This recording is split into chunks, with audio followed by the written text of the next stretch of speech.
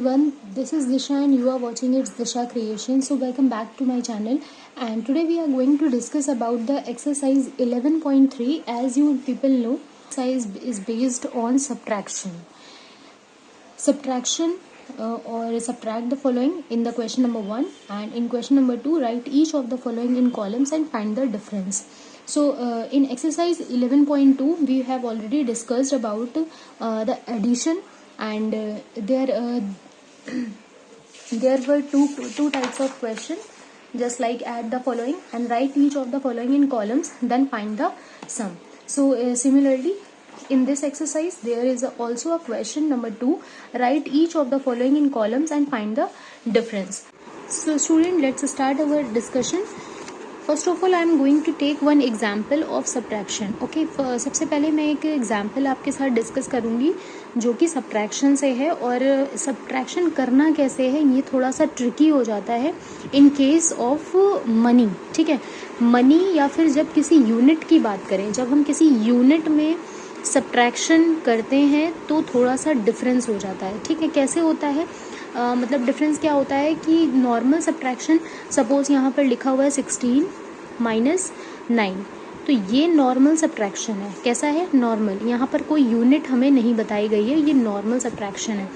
जब बात यूनिट की आ जाती है, पैसे, rupees, metre, centimetre and kilogram, ठीक है, ग्राम, ये सारी जब यूनिट्स का रोल प्ले हो जाता है तो हमारे सब्ट्रैक्शन और एडिशन में थोड़ा सा चेंजेस आ जाते हैं. हम उसको फिर नॉर्मली सब्ट्रैक्ट नहीं कर सकते और ऐड नहीं कर सकते. ठीक है, यहाँ पर क्या चेंजेस हम पढ़ने वाले हैं वो हम आपके साथ शेयर करेंगे. See, I am going to take this example number 3, subtract ₹6.40 from ₹2.30. ठीक है, तो सबसे पहली बात तो ये कि मैं आपको ये बता दूं कि हमें ये एग्जाम्पल सब्ट्रैक्शन का लिया हुआ है.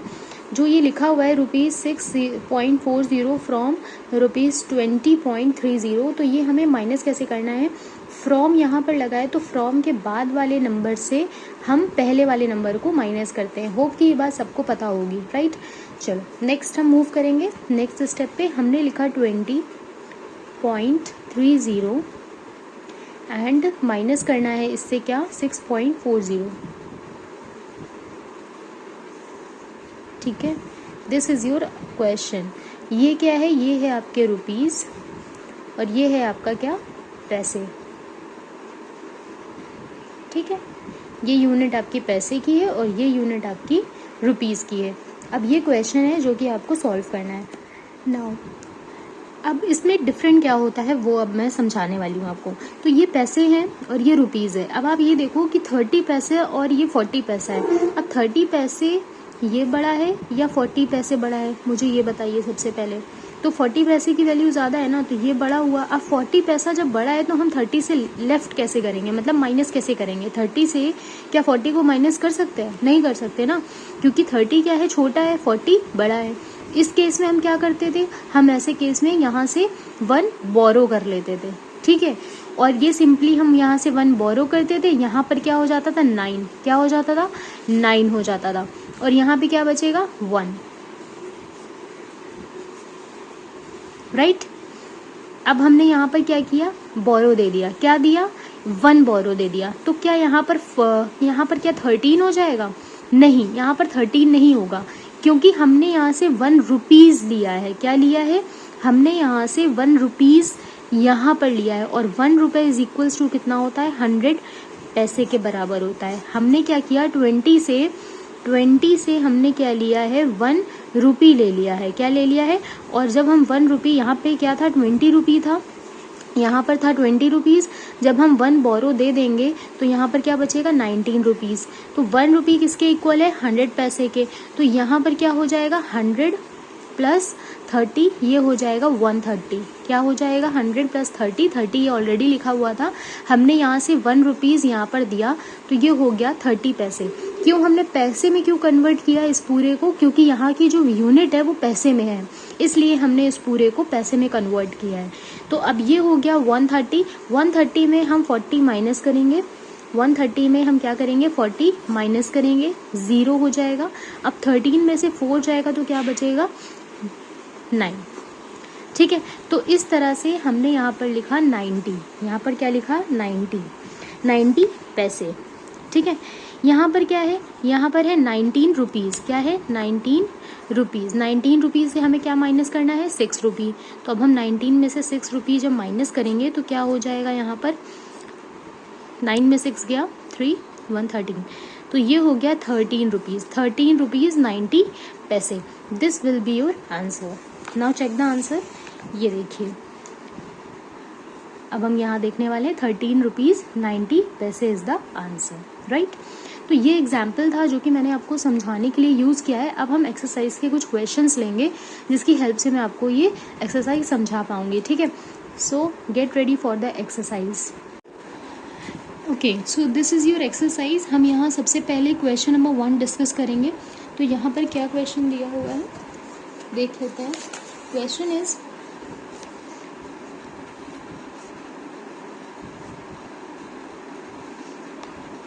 56 रुपये 17 पैसे, 15 रुपये एंड 67 पैसे, और ये हो गया आपका सब्ट्रैक्शन का क्वेश्चन।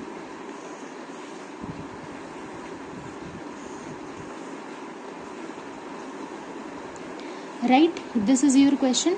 अब हम इसे सबसे पहले क्या करने वाले हैं, ये क्या है 17 पैसे। अब आप मुझे बताओ 17 पैसे बड़ा है या 67 पैसे बड़ा है, कौन सा नंबर बड़ा है, ये बड़ा है ना। तो क्या हम इस नंबर से इसको कैंसिल कर सकते हैं, नहीं कर सकते। सो दैट हम यहाँ से क्या करेंगे 1 रुपी बोरो कर लेंगे। क्या करेंगे, हम 1 बोरो नहीं करेंगे, हम 1 रुपीज़ बोरो करेंगे, ठीक है। और 1 रुपीज़ इक्वल्स टू क्या होता है 100 पैसे।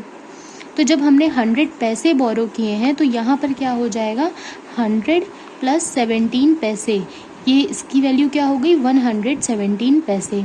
अब हम 117 पैसे से 67 पैसे को कैंसिल कर सकते हैं, बिल्कुल कर सकते हैं। 11 में 6 गया 5, ठीक है। तो ये हो गया 50 पैसे। अब हमने जब ऑलरेडी 1 रुपये यहाँ दे दिए थे तो यहाँ कितने रुपए बचे 55 बचे, कितने बचे 55। अब हम यहाँ से 5 में 5 गया 0, 5 में 1 गया 4। This will be your answer, ये हो जाएगा आपका answer. Okay, now see this is your answer sheet. और यहाँ से हम आंसर शीट में सबसे पहले 11.3 एक्सरसाइज देखेंगे। This is the 11.3 exercise, hope कि आप सभी को दिख रही होगी। और इसका फर्स्ट का आंसर क्या है 40.50 आंसर है, ठीक है। आपको ये आंसर दिख रहा है, ओके। और जो हमने सॉल्व किया है उसका आंसर भी सेम आ रहा है। अब हम वो भी देखना सी आंसर क्या आ रहा है हमारा 40 रुपीज़ एंड 50 पैसे। So answer is correct. Now we are moving to the next question. Next question हम लेंगे डी क्वेश्चन, एक्सरसाइज 11.3 का। ये जो क्वेश्चन नंबर डी है, this is the question number D. हम ये वाला क्वेश्चन अब सॉल्व करेंगे और अब हम देखेंगे इसको कैसे सॉल्व करना है, ठीक है। क्वेश्चन नंबर डी, ये पार्ट ए था, अब हम पार्ट डी डिस्कस करने जा रहे हैं।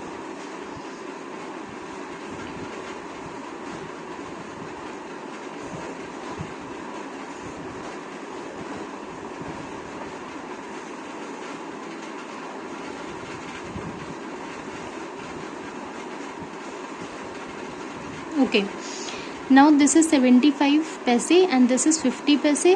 Of course we can deduct this. हम इसको क्या कर सकते हैं, हम कैंसिल कर सकते हैं. 5 में 0 गया 5, 7 में 5 गया 2, 0 में 0 गया 0 और 9 में 5 गया 4. This will be your answer. ये एकदम सिंपल क्वेश्चन था, इसे हम नॉर्मली कर पाए क्योंकि 75 पैसे की वैल्यू 50 पैसे से ज़्यादा थी, तो हम इसे बिना बोरो लिए कैंसिल कर सकते थे, राइट। तो ये हो गए आपके सारे क्वेश्चन। अब जो पार्ट बी एंड सी है आप देख सकते हो, see the exercise. Part B and C जो है ये आपके होमवर्क के लिए है, आप इन्हें सॉल्व करना। इफ़ कोई प्रॉब्लम आती है तो आप मुझसे पूछ सकते हो कमेंट सेक्शन पे, right. Now we are moving to the next question. Right each of the following in columns and find the difference. तो कॉलम्स का मतलब होता है कि इसी फॉर्म में हम इन क्वेश्चंस को लिखेंगे और हम डिफरेंस निकालेंगे। डिफरेंस का मतलब होता है सब्ट्रैक्ट करना, ठीक है। यहाँ पे कुछ भी ट्रिकी नहीं है, तो डिफरेंस का मतलब होता है सब्ट्रैक्ट करना। बिल्कुल सेम मेथड से, सेम प्रोसेस से आपको इसे सॉल्व करना है। अगेन मैं बता दूं कि जो फ्रॉम के बाद वाला नंबर लिखा होता है हम उससे पहले वाले नंबर को सब्ट्रैक्ट करते हैं। होप कि आपको ये बात समझ में आ रही होगी। ये स्टार्टिंग में भी क्लास जो बिगनर्स होते हैं उनको ये चीज़ बताई जाती है स्टार्टिंग से ही कि फ्रॉम के बाद वाले नंबर से हम पहले वाले नंबर को सब्ट्रैक्ट करते हैं। ठीक है, नाउ हम कौन सा क्वेश्चन यहाँ पर डिस्कस करेंगे, तो हम यहाँ से 2 क्वेश्चन डिस्कस करेंगे। सो फ्रॉम दिस साइड मैं ले रही हूँ question number C and from this side I am taking question number F. और जो भी आपको प्रॉब्लम आती है you can ask me in the comment section. तो सबसे पहले मैं क्वेश्चन नोट डाउन कर लूँगी।